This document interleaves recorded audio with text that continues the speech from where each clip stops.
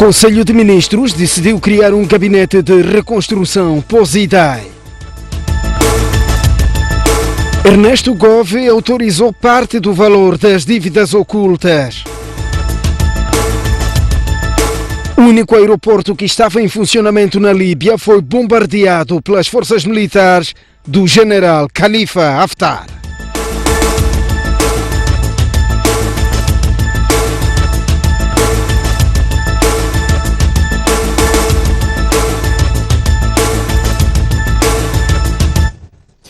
Muito boa noite e este é o jornal. O Governo decidiu hoje criar um gabinete de reconstrução pós-Idai. O gabinete vai trabalhar no desenvolvimento socioeconômico das zonas afetadas pelo ciclone e estará diretamente subordinado ao Conselho de Ministros. Tudo começou por volta das 17 horas desta terça-feira, quando esta embarcação circulava no meio da Baía de Maputo, quando, segundo contam testemunhas, começou a criar um curto-circuito, até que os 4 tripulantes que se faziam transportar dentro desta embarcação fizeram sinais de socorro, mas não tiveram nenhuma ajuda, apesar de estar próximo à marinha. Até que, com o agravar da situação, eles conseguiram ser resgatados por uma pequena embarcação que também circulava aqui no meio. E o barco continuou a arder, tal como mostram as imagens. O barco foi arrastado para a costa pela força do vento e continuou a arder até a chegada dos bombeiros, cerca de 25 minutos depois. Eu estava a passar aqui há bem pouco tempo. De repente só vi alguns barcos aí, alguns barquinhos para tentar socorrer pessoal que estavam lá no barco, mas conseguiram sair, encostaram e saíram.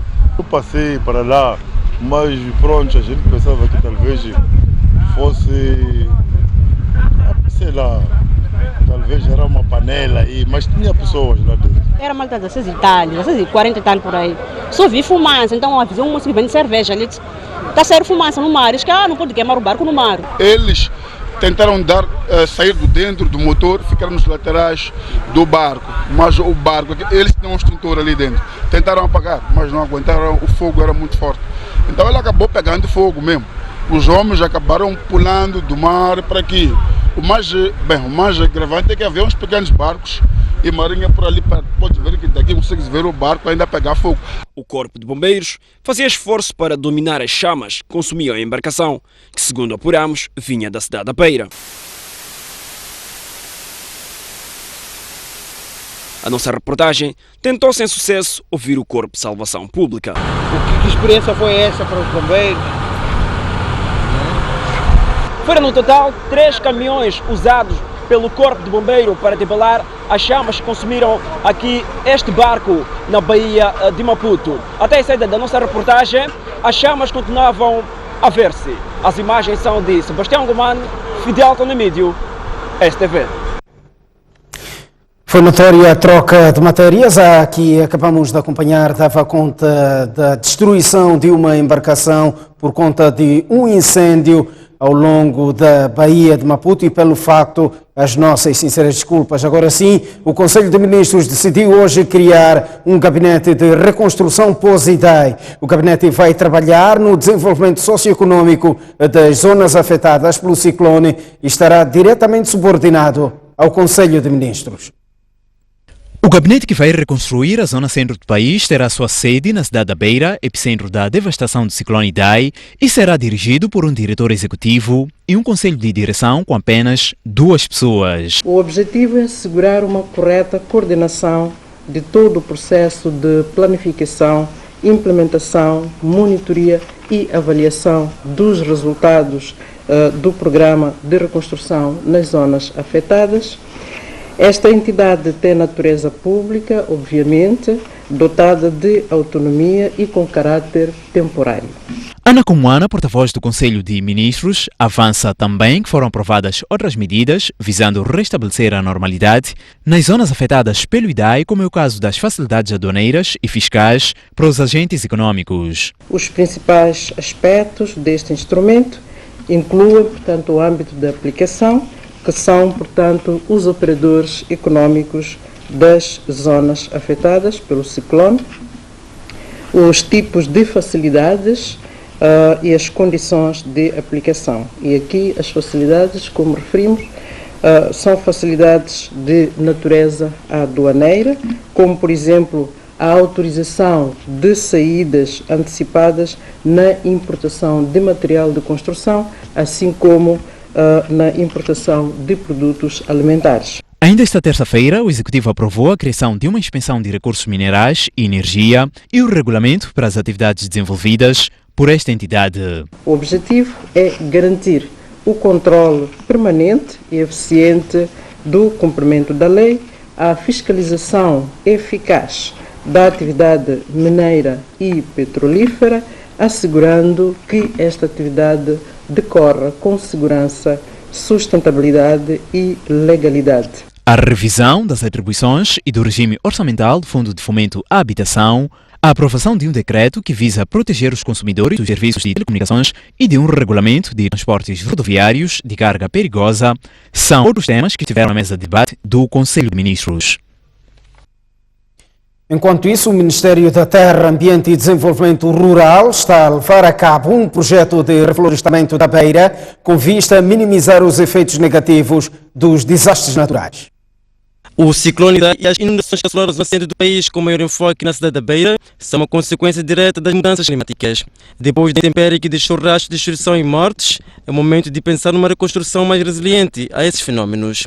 Assim, o Ministério da Terra, Ambiente e Desenvolvimento Rural está a desenvolver uma ação para a reposição da floresta destruída, sobretudo na cidade da Beira. Vamos naturalmente reflorestar mais a área possível e usando espécies de rápido crescimento. E quando é que está prevista isso? Nós até já estamos a fazer ações. Neste momento estamos com uma área cerca de 4.000 hectares reflorestadas no país e por caso concreto das zonas onde nós sabemos que são mais suscetíveis, esta ação vai incidir muito mais. Apesar de já estar em curso, o diretor nacional adjunto de florestas revelou que o governo tem um déficit de cerca de 50 milhões de dólares para fazer face às mudanças climáticas. Precisamos desenhar projetos concretos, credíveis, para efeito de obtenção desses fundos relativamente a mudanças climáticas. Por sua vez, a líder da Global Forest Observation Initiative disse que a organização está atenta ao que está a acontecer na Beira e recomenda a preservação do mangal e florestas como uma forma de prevenir que fenómenos extremos da natureza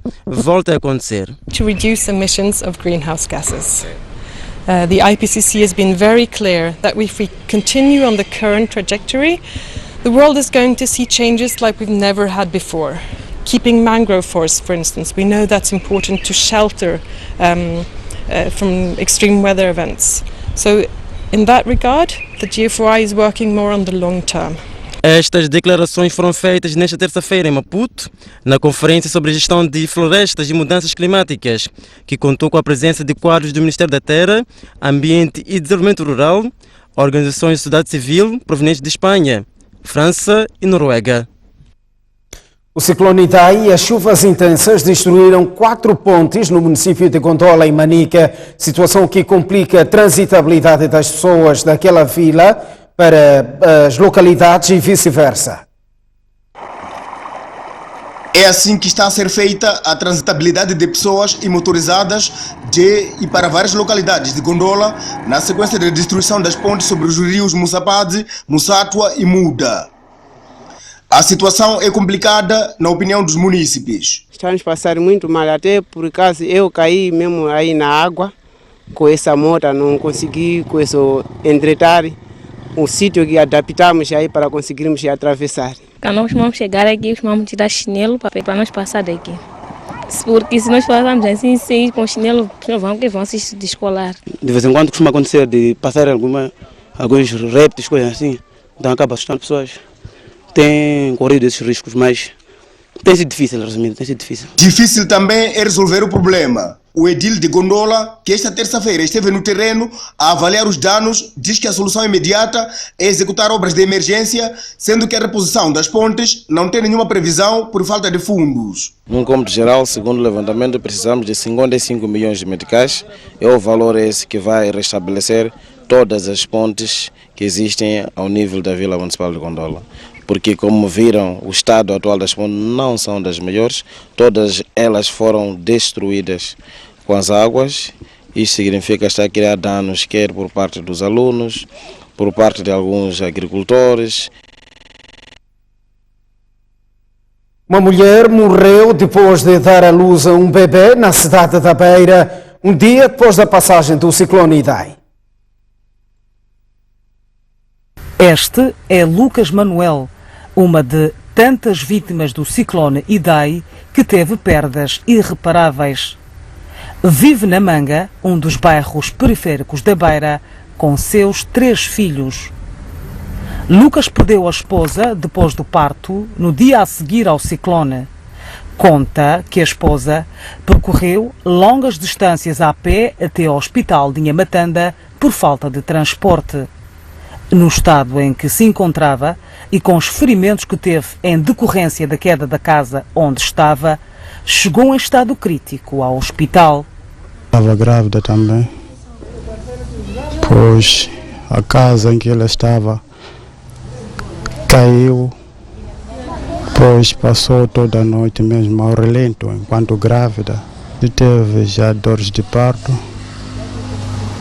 Para chegar no hospital rural de Inhamatanda, percorre-se uma distância de 13 quilômetros. Assim, imagine, foi para trás e depois para de novo tornar a voltar de novo para Inhamatanda. Já percorreram mais de 15 quilômetros. Ela acabou perdendo a vida.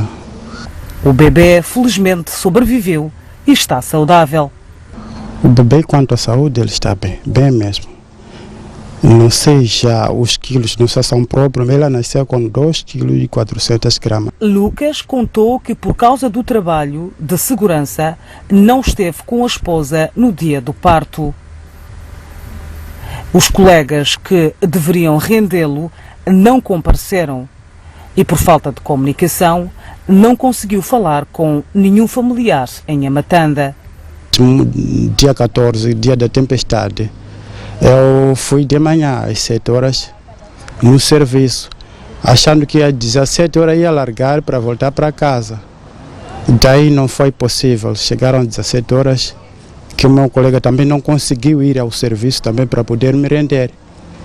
Daí acabei dobrando, fiz noite.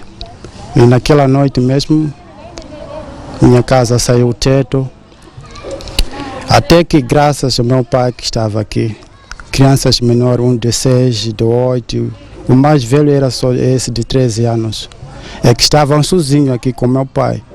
Lucas agora luta para reconstruir tudo o que perdeu. A Universidade Eduardo Mondlane juntou-se às vítimas do ciclone Idai na Beira para encontrar soluções na reconstrução da vida, bem como no acompanhamento sanitário e psicológico. A direção da UEM pretende implementar um programa de assistência a um bairro a médio e longo prazos. O ciclone passou, mas as consequências ficaram e será preciso muito tempo para reconstruir o que foi destruído. A Universidade Eduardo Mondlane destacou 25 pessoas para a cidade da Beira e, na semana passada, estiveram envolvidas em várias atividades de voluntariado. Os estudantes de engenharia elétrica ajudaram na reposição da linha de transporte nos bairros onde ainda não tinha sido restabelecida a corrente elétrica. Aliás, esta é uma das partes cruciais da normalização da vida pós-Idai e a Eletricidade de Moçambique fez questão de pedir paciência aos seus clientes que ainda estão às escuras. Queríamos também aqui deixar um apelo tanto aos clientes e aos cidadãos e à população em geral aqui da cidade da Beira para que continue a ajudar e tenha a paciência que tem estado a demonstrar, para poder esperar, porque estamos a falar de 15 dias, para alguns cidadãos, outros vão sendo ligados, a cada dia que passa, mas alguns poderão ficar mais 15 dias ou até um pouco mais. O pessoal ligado à medicina também desdobrou-se em vários pontos da cidade para curar os enfermos. As memórias da noite de 14 de março são difíceis de apagar. Por isso mesmo, a UEM quer fazer assistência psicológica às vítimas, isso a longo e médio prazo. A ideia é pelo menos concentrar os esforços num bairro para melhor planificação das atividades nos próximos tempos. A Inspeção das Atividades Econômicas reconhece que ainda não conseguiu controlar a situação da especulação de preços na cidade da Beira após os estragos causados pelo ciclone Idai. Depois de ter ficado praticamente isolada do resto do país devido à passagem do ciclone Idai a 14 de março, a cidade da Beira viu os preços dos produtos de primeira necessidade dispararem. Quando começaram a circular as informações de especulação de preços, a INAI enviou uma equipa para fazer a fiscalização. Falando esta terça-feira em conferência de imprensa, o porta-voz da INAI reconheceu que a situação ainda não está controlada, até porque nem toda a subida de preços significa especulação. O preço final é definido com base no preço da compra, o preço de armazenamento e o preço de transporte. Então, só se os limites extrapolarem com base, aliás, depois dos cálculos destes três elementos, se o valor máximo for extrapolado, então aí estaremos perante uma especulação. A situação de especulação de preços na Beira prevalece. A INAI também fez um balanço das atividades desenvolvidas nos primeiros 3 meses deste ano, onde 132 agentes econômicos foram multados em mais de 11 milhões de meticais. Este valor de multas é um valor que foi aplicado, portanto estamos a falar de multas aplicadas e não multas cobradas, por diversas razões, com destaque para reclamações, recursos e a tramitação interna dos processos. De forma geral, a INAI diz que os agentes têm vindo a acatar as mensagens e tendem a seguir a lei no desenvolvimento das suas atividades, e isso é provado pela redução de agentes multados, suspensos e volume de produtos fora de prazo. Há farmácias que funcionam à margem da lei na cidade de Maputo. No ano passado, de um total de 237 existentes, 17 foram multadas por diversas infrações, uma das quais a falta de sistema de refrigeração. A Direção de Saúde da cidade de Maputo avança que já há 13 processos na Procuradoria-Geral da República. No concreto, algumas farmácias, eles desligam os aparelhos de ar-condicionado. Dizem que quando a porta está fechada, então os clientes pensam que a farmácia está fechada. São palavras do homem que tem a responsabilidade de inspecionar e garantir o normal funcionamento das farmácias na cidade de Maputo. No terreno, o que a STV encontrou foi que, de facto, alguns destes estabelecimentos não usam sistemas de refrigeração imposto pela lei. Tem exigência do ar-condicionado, sim, tem que estar. Isso aí é só de agora, isso. E o ar-condicionado não funciona por quê? Não, conforme eu estava a dizer, eu não fui comprar energia. E meu chefe ainda não chegou. Nesta farmácia tem o aparelho de refrigeração, mas desligado. Diante da nossa equipa de reportagem, a técnica de farmácia fecha as janelas, procura pelo remote e liga o aparelho. Nesta outra, tem as ventoinhas a girarem, que mesmo assim não garantem um mínimo de 30 graus Celsius, tecnicamente recomendável para a conservação de medicamentos. Denis Fernando é cliente e conhecedor das normas. Deve ser conservar num local fresco. No caso aqui, o que é que constatou? Como? Nesta farmácia onde entrou, o que é que conseguiu constatar? Não consegui verificar isso aqui nessa farmácia. Pela cidade e particularmente pelas zonas de expansão, a situação torna-se ainda mais crítica. Nesta farmácia também com o ar-condicionado desligado, quem nos atende é esta jovem sem bata, que de seguida chama a técnica de farmácia. Agora não está ligado, mas depois vamos ligar. Não está ligado por quê? Como ainda estamos no processo de limpezas, então para depois fecharmos a porta, aí ligamos já para... Está um dia quente? Sim, de fato está. Por enquanto está desligado. Por quê? Bom, acabamos de chegar há pouco tempo, então ainda não ligamos todo o sistema. Assim. Estas irregularidades são prejudiciais para a saúde dos consumidores. O medicamento até pode estar dentro do prazo, mas quando está exposto a essas temperaturas altas ou a exposição ao sol, ele perde qualidade. Então pode não ter aquele efeito que se deseja. Por acaso de falta de condições de conservação dos medicamentos, é aplicada a multa, que vai até 80 mil. Em 2018, a Direção de Saúde da cidade de Maputo inspecionou 79 farmácias, de um total de 237 existentes. Neste trabalho, resultou em multas por comercialização de medicamentos fora de prazo e de proveniência duvidosa, bem como especulação de preços e insistência de pessoal não qualificado. Os transportadores semicoletivos de passageiros que paralisaram as atividades semana passada em protesto contra a exigência da licença para serviços públicos já retomaram o seu trabalho. Sem carta de serviços públicos, estes arriscam-se a uma multa de 5.000 meticais. Mesmo sem acordo com a idilidade, os transportadores que semana passada pediam mais tempo para averbar suas cartas para o serviço público, já estão nas ruas e de novo a transportar passageiros. Não houve acordo nenhum. Vão trabalhar, não outra saída. mesmo com multa de 5 mil. Mesmo com multa de 5 mil, só vão trabalhar. Como eu não sei, porque eu tenho serviço público agora. Como é que estão a trabalhar as pessoas? Eu não posso responder porque eu não sei. Mas José Muxanga sabe e diz que tudo que um motorista sem carta para serviços públicos precisa é de um pouco de sorte e um bom relógio. Eles entram de manhã, aquele período de manhã das 7, 8 e tal, tá vendo? Eu entrei às 10. Isso quer dizer que eu escapei. Não sei se hoje fiscalizaram ou o que, mas eu até agora ainda não fui fiscalizado. Entretanto, quem tem a carta para os serviços públicos considera que os colegas deviam se organizar melhor para transportar passageiros. É o direito que a polícia está a exigir. Então, mas os nossos colegas que não têm serviço público acham que isso aí é uma coisa de outro mundo. Mas a polícia tem o direito de estar a exigir serviço público.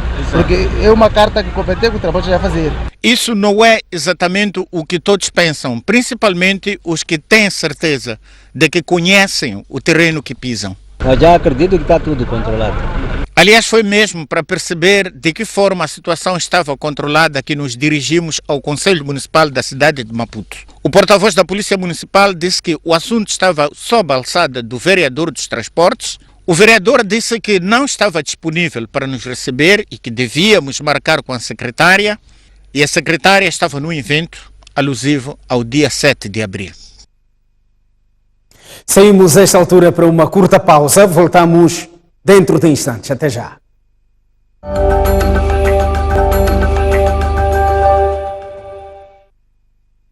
Muito boa noite uma vez mais. Retomamos o cenário na Beira, onde o último dia de vacinação contra a cólera foi caracterizado por pouca afluência dos munícipes. Dados preliminares indicam cerca de 92% dos residentes do Chiveve dirigiram-se aos postos de vacinação, facto que satisfaz o setor da saúde. As últimas horas de vacinação contra a cólera foram monótonas na Beira, comparadas aos dias anteriores. Nesta terça-feira, último dia da vacinação, havia um número bastante reduzido de munícipes nos postos de vacinação. No bairro da Munhava, por exemplo, o mais populoso e onde eclodiu a cólera e foram registrados o maior número de casos, o ambiente era calmo. Esta senhora, que esteve internada nos últimos dias padecendo de cólera, fato que ditou a sua vacinação somente nesta terça-feira, aceitou gentilmente falar a nossa reportagem. Me receberam bem, começaram a me aplicar soro, até que aqui ainda não estou bem, aqui. Esse braço está me doer. Sim, levei 3 litros de soro. Sim, daí comecei mesmo a recuperar pouco. Como tinha forte dor da barriga, também me aplicar injeção, 2 injeções, aqui essa bunda também. Sim, daí comecei a sentir um pouco normal. Então, ontem lá para as 7, E eles me dispensaram, só me deram receita para comprar comprimido. Será assim, hoje aproveitei levar meus filhos para quê? Para poder proteger. Sim. Por que só hoje, o último dia que decidiu vir vacinar? Não sabia que o último dia era hoje. Assim que eu vi, o último dia era hoje, assim que eu vim. Eu posso dizer, é bom para nós prevenir da cólera. É importante que nós tenhamos isso nas nossas mentes, que nada vale do que a saúde. Então, vi que era necessário mesmo, sem ninguém dizer, eu puxar-me por mim mesmo para este campo. O que esperou até o último dia? Ok. É assim, eu não estava cá, fiz viagem de Maputo, depois parei em Inhambane, depois vim para aqui, então foi mais ou menos o que se deu. A responsável por este posto de vacinação estava feliz com a resposta da população em relação à vacinação e apelou às pessoas a continuarem a observar as medidas de prevenção. A afluência é positiva, significa que toda a população tomou conhecimento. Nos outros dias fazíamos 2.000 e 2.200, mas hoje, só como último dia, conseguimos fazer 1.332. Por aquilo que eram as vossas projeções aqui na Munhava, que é o bairro mais populoso, a vossa meta foi atingida? A nossa meta foi atingida, sim. Conseguimos atingir mais população. Para além só do centro de saúde da Munhava, também tivemos postos ao longo da estrada e conseguimos vacinar muita população da zona da Munhava. Doravante, apesar de ter apanhado a vacina, não significa que está tudo resolvido. Então, queríamos deixar um apelo à população, para além da vacina que nós fizemos, a população continuasse com os cuidados de higiene, porque é fundamental beber água tratada com cloro, com certeza. Isso é extremamente fundamental para complementar, são cuidados básicos para poder complementar a parte da vacinação. Nesta quarta-feira, o setor de saúde irá divulgar os dados sobre a vacinação e atualizar a situação de cólera na província de Sofala. O Índice Geral de Emprego em Moçambique registrou uma desaceleração em 1% no início do ano, comparativamente ao fecho de 2018, indica o Instituto Nacional de Estatística. Trata-se da maior desaceleração em 6 meses. O índice de emprego situou-se nos 121% no mês de janeiro, menos 1% em relação ao mês anterior. A variação negativa deste indicador deveu-se a má performance nos setores de turismo, comércio, transportes, indústria e outros serviços, que abrandaram 1,8%, 1,1%, 0,8%, 0,1% e 0,7% respectivamente. No geral, o Instituto Nacional de Estatística refere que o índice geral de volume de negócios decresceu em 12,8% e o de remunerações em 3,4%. A desaceleração do volume de negócios deveu-se à variação negativa verificada nos setores de transporte, comércio, turismo, indústria e outros serviços em 18,9%, 17,7%, 14,8%, 2% e 19,5% respectivamente. Já o declínio do índice geral de remunerações no mês de janeiro foi influenciado pelos setores de transporte, turismo, comércio e indústria em 7,4%, 6,9%, 1,5% e 1,3% respectivamente. O antigo governador do Banco de Moçambique autorizou a contratação das dívidas ocultas. Ernesto Gove, que sempre manifestou desconhecimento em relação ao caso, foi solicitado tanto pelas empresas beneficiárias como pelo antigo ministro das Finanças a autorizar os empréstimos. A gestão da dívida externa é gerida, obviamente, no lugar que está vocacionado para isso, que é o Ministério das Finanças. Mas nós precisamos de fazer um estudo macroeconômico para vermos a sustentabilidade da dívida de Moçambique e para isso precisamos desses dados. E para isso precisa de que esses dados possam ser revelados, possam estar disponíveis. Nós não temos registro dessa dívida. Já viu a informação que escreveu o jornal The Wall Street Journal? Sobre isso, não sei se há mais para dizer. Foi com este tom convincente que o então governador do Banco de Moçambique disse, no dia 7 de abril de 2016, que não tinha conhecimento das novas dívidas que acabavam de ser reveladas pela imprensa estrangeira. 3 anos depois, a acusação do Ministério Público vem mostrar que Afinal, Ernesto Gove não só tomou conhecimento dos factos, mas também autorizou a contratação das dívidas para as 3 empresas, nomeadamente Proíndicos, Ematum e MAM. Vamos por partes. Numa carta de 8 de março de 2013, Eugênio Zita Machaba, PCA da Proíndicos, solicita ao Banco de Moçambique a homologação do acordo do empréstimo, assinalando que o valor de 372 milhões de dólares deveria ser transferido para o grupo Privinvest. 6 dias depois, o Banco Central comunicou a Proíndicos a autorização da contratação do financiamento através de um ofício subscrito por Silvina de Abreu e com o competente despacho do governador do Banco de Moçambique e pareceres internos. O contrato inicial de financiamento entre a Proíndicos e a Credit Suisse foi de 372 milhões de dólares e foi assinado no dia 28 de fevereiro de 2013, 2 meses depois da criação da empresa.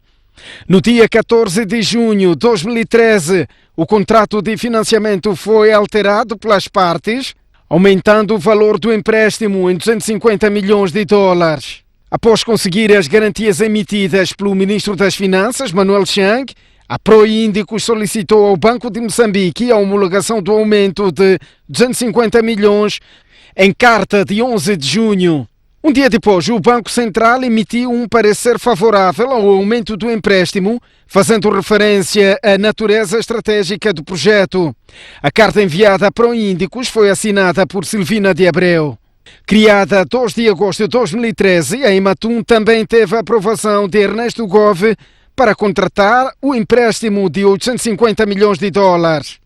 No dia 16 de agosto de 2013, na mesma data em que solicitou a garantia do Ministro das Finanças, a Ematum solicitou a aprovação do Banco de Moçambique para o empréstimo, explicando que dos 850 milhões de dólares, 785,4 milhões seriam transferidos diretamente para a conta da empresa contratada para o fornecimento de bens. 5 dias depois, a Ematum recebia autorização do Banco de Moçambique através de um ofício subscrito por Silvina de Abreu, com o despacho do governador Ernesto Gove, que se baseava nos pareceres internos. Criada a 3 de abril de 2014, a MAM conseguiu a garantia do governo para contratar um empréstimo de 540 milhões no dia 20 de maio. No mesmo dia em que assinou a garantia para a MAM, o Ministro das Finanças solicitou ao Banco de Moçambique a aprovação do contrato de empréstimo à MAM. Na mesma data, 20 de maio, o Banco de Moçambique comunicou ao PCA da MAM a aprovação do pedido de autorização para a contratação da dívida de 540 milhões de dólares. Estas revelações mostram que o antigo governador do Banco Central teve um papel fundamental na contratação das dívidas ocultas, apesar de publicamente ter manifestado o desconhecimento dos factos. Entretanto, o nome de Ernesto Gove não faz parte da lista dos 20 arguidos acusados pelo Ministério Público.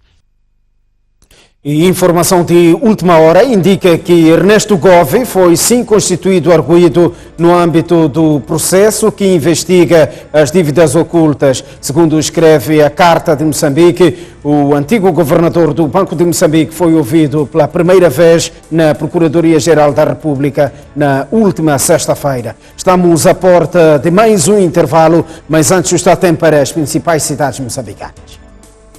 Maputo irá registrar uma máxima de 30 graus e uma mínima de 21, 28 graus de máxima para Xai-Xai, 22 de mínima, 31 graus de máxima em Inhambane e 23 de mínima. No centro do país teremos uma máxima em Tete de 33 graus e uma mínima de 24, 27 graus de máxima no Chimoio e 18 de mínima, Beira 30 de máxima e 23 de mínima, Quilimane terá uma máxima de 31 graus e uma mínima de 23. Já no norte do país, 26 graus de máxima para Lixinga e 17 de mínima, 33 graus de máxima em Pemba e 24 de mínima, Nampula 31 de máxima e 22 de mínima. Até já. E gerações. Uma vez mais estamos de volta ao jornal. Vamos a esta altura olhar o mundo. 7 pessoas morreram no Sudão durante o fim de semana nos protestos contra o presidente Omar al-Bashir. Continuam os protestos no Sudão do Sul contra Omar al-Bashir. no poder desde 1989. Fim de semana, milhares de jovens sudaneses marcharam em direção ao Ministério da Defesa, onde têm acampado e solicitado apoio das forças militares para derrubar Bashir. Alguns ativistas dão conta que o exército sudanês terá intervindo em proteção dos manifestantes, quando as forças de segurança quiseram reprimir os protestos. Entretanto, segundo o ministro do Interior, entre sábado e domingo, 7 pessoas foram mortas. Há registro ainda de feridos, dos quais 15 civis e 14 membros das forças de segurança, para além da detenção de 2.000 manifestantes. O secretário-geral das Nações Unidas, António Guterres, pediu contenção a todas as partes em conflito. O presidente Omar al-Bashir nega renunciar ao cargo, se não por via de eleições. O principal líder da oposição, Benny Gantz, está a liderar as intenções de voto nas eleições legislativas em Israel, que vão definir o futuro do primeiro-ministro Benjamin Netanyahu. Em busca do 5º mandato, o primeiro-ministro Benjamin Netanyahu tem como principal opositor Benny Gantz, que está à frente nas sondagens para as eleições. Há indicações de que Gantz possa vencer 30 dos 120 assentos parlamentares. Entretanto, o escrutínio em si não é decisivo, mas sim um jogo de coligações. E nestas circunstâncias, Netanyahu ganha vantagem pelas boas relações com os Estados Unidos da América e Rússia, apesar de continuar sob investigação de escândalos de corrupção. Em termos de relações diplomatas, tudo indica que não é desta vez que Israel poderá ter melhores políticas de amizade com a Palestina, pois Netanyahu continua de costas voltadas à pacificação e o seu opositor ainda não apresentou uma visão viável sobre o processo. O único aeroporto líbio que estava em funcionamento foi ontem bombardeado pelas forças militares do general Khalifa Haftar. A tensão entre os dois governos paralelos já resultou em 28 mortos e 80 feridos. O Exército Nacional da Líbia continua a avançar para o centro de Trípoli, capital onde se encontra o governo que goza do reconhecimento internacional. Esta segunda-feira, um ataque aéreo surpresa ao aeroporto Mitiga, único a funcionar em Trípoli, foi bombardeado pelo exército líbio, que diz que a sua intenção não era destruir aviões civis. Há mais de uma semana que o exército líbio, que controla a zona leste do país, tem avançado sobre Trípoli com a intenção de tomar conta da cidade. De acordo com o Ministério da Saúde da Líbia, pelo menos 25 pessoas, entre soldados e civis, já morreram e 80 ficaram feridas. O general Haftar informa que, da sua parte, 19 soldados morreram. Tanto as Nações Unidas como a União Europeia apelam a maior contenção entre as duas partes. Convidamos todos a evitar mais ações militares, a voltar às mesas das negociações sob auspícios das Nações Unidas e assegurar que o povo líbio tem o que realmente quer: paz e estabilidade para o país. Com os crescentes conflitos, o plano da Europa e da ONU, que visa pôr fim ao caos na Líbia por meio de eleições presidenciais, mostra-se comprometido. Agora as letras. Mbate Pedro e António Cabrita estão entre os finalistas do Prémio Literário Glória de Santana. Os dois poetas participam na derradeira fase do concurso com Os Crimes Montanhosos, lançado ano passado pela editora Cavalo do Mar. Editado pelo Cavalos do Mar, Os Crimes Montanhosos é um livro de poesia que celebra a amizade de 10 anos de Mbate Pedro e António Cabrita. Entretanto, Mbate Pedro considera a nomeação como um acidente de percurso e fundamenta. Pobre do escritor que escreve para ganhar prémios ou para ser nomeado para finalista. Eu acho que os prémios a gente tem que olhar como acidentes de percurso.